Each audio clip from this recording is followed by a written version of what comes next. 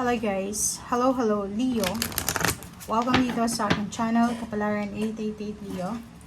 Alamin natin kung anong messages, vibration, gabay energy para sa inyong lahat. The general reading, so weekly tarot reading. So first week to ng November, last week ng October. At yung last week message ng October. So tingnan natin. Leo. Ano ba yung message na resonated sa'yo? Okay, Leo. Sorry. Intuition, Archangel Gabriel, and go with the flow. Okay. So, this week, nandito si Archangel Gabriel. Siya yung messenger ng career and at the same time ng pag-asa sa buhay.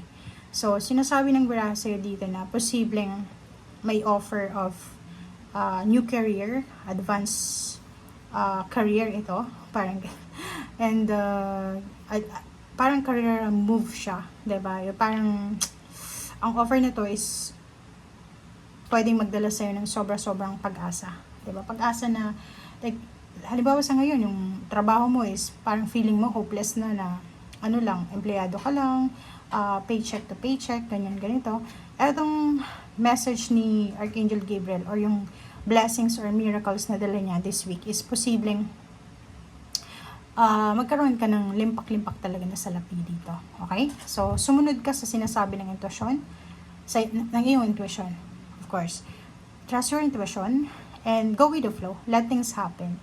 So, kung saan ka dadalhin ni Archangel Raphael, kung ano man ang gusto niyang mangyari sa buhay mo, okay? Sundin mo lang sa linggong ito. Okay? Kung gusto niyang pumunta ka sa right side ka, sa left side, parang gano'n. So, or kung ano man, okay? Makinig ka sa sinasabi ng intuition mo. Kasi, yung message na to ni Archangel Gabriel is dadaan to sa panaginip mo, sa intuition, mga sign, symbol, synchronicities na minsan hindi natin napapansin. So, maging aware ka this week.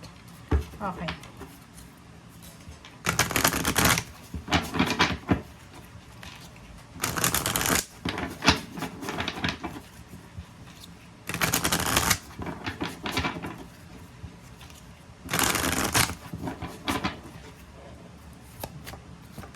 Okay.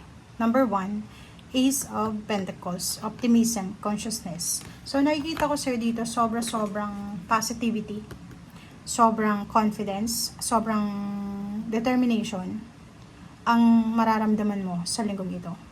Ito yung nakapaligid sa iyo. So, ibig sabihin, maraming possibilities, opportunities na mabago yung takbo ng buhay mo. So, kung halimbawa na for several months or for several years, na hindi masyadong maliwanag yung nakikita mong direction.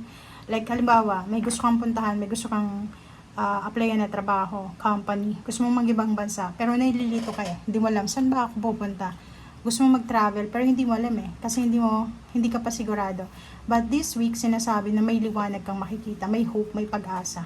Ito yung dala ni Archangel Gabriel. So, ano naman itong i-offer niya sa'yo?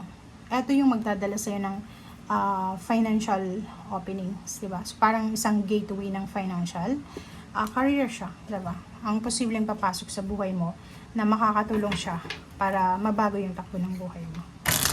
Okay, so isang decision making ang posibleng gagawin mo sa linggong ito. And yung pakiramdam na pagod ka na, lalo na sa obligations mo, sa mga duties, responsibilities sa pera, ay posibleng ma-overcome mo yan. Okay? Kasi maraming mga opportunities, maraming gateway, portal ng financial, emotional, tangible, material things ang posibleng darating sa'yo.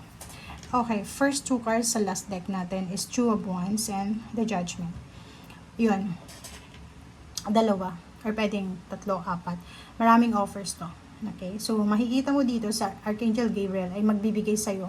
Yung sabi ko, through panaginip, intuition, through synchronicities, mga sign symbols, siya ay pwedeng offer sa'yo na kailangan mong pagdesisyonan. And isang decision making, ang gagawin mo dito, isa doon is yung kailangan mo lumabas sa comfort zone mo para i-grab ito na opportunities. Ibig sabihin, kung takot kang mag-travel, yung offer sa'yo ni Archangel Gabriel is work international or work sa malayong lugar. Sa Pilipinas lang pero kailangan kang ma-assign sa malayong lugar. So dito sinasabi na alisin mo yung mga kinakatakutan mo, what if, ganyan, ganito. Wag mo yun naiisipin.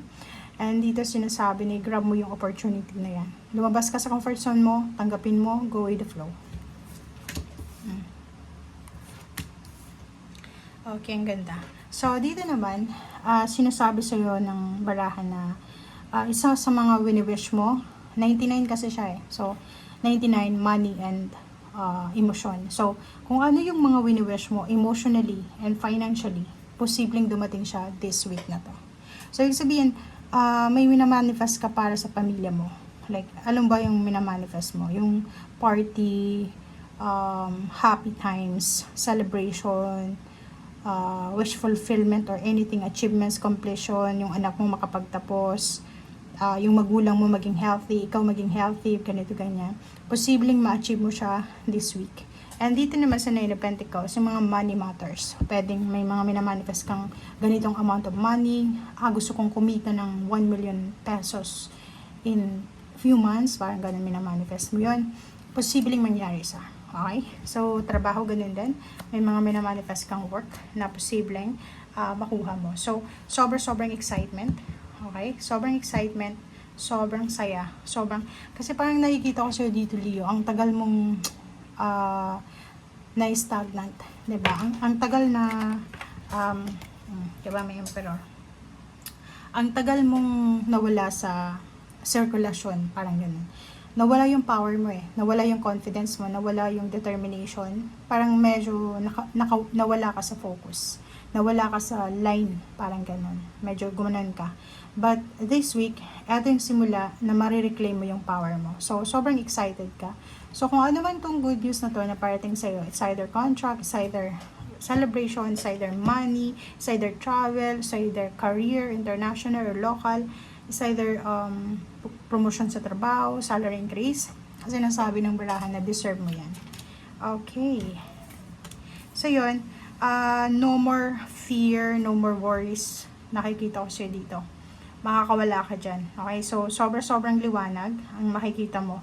Makikita mo yung illumination. Parang, ano siya, isang miracle. Parang, minamanifest mo lang, tapos biglang dumating na. So, nakikita ko sa'yo yung success. Nakikita ko rin sa'yo yung sobrang saya mo. Diba? Parang, yung tuwa mo dito. Kasi ito siya, diba? Ikaw yan eh. Nakikita ko sa'yo dito na punong-puno ka ng pag-asa. Masaya ka eh. Sobrang saya mo. Tingnan mo, healthy wise, parang ganun. Sa lahat, physical health, mental health, especially financial. Sobrang healthy yung pakiramdam mo this week. Okay? And umaapaw yung cups mo eh. Ang daming blessings, ang daming biyaya, ang daming pagpapala na darating sa'yo. And you're strong. Stronger than before. Parang ganun. So, thank you guys and see you again. Bye!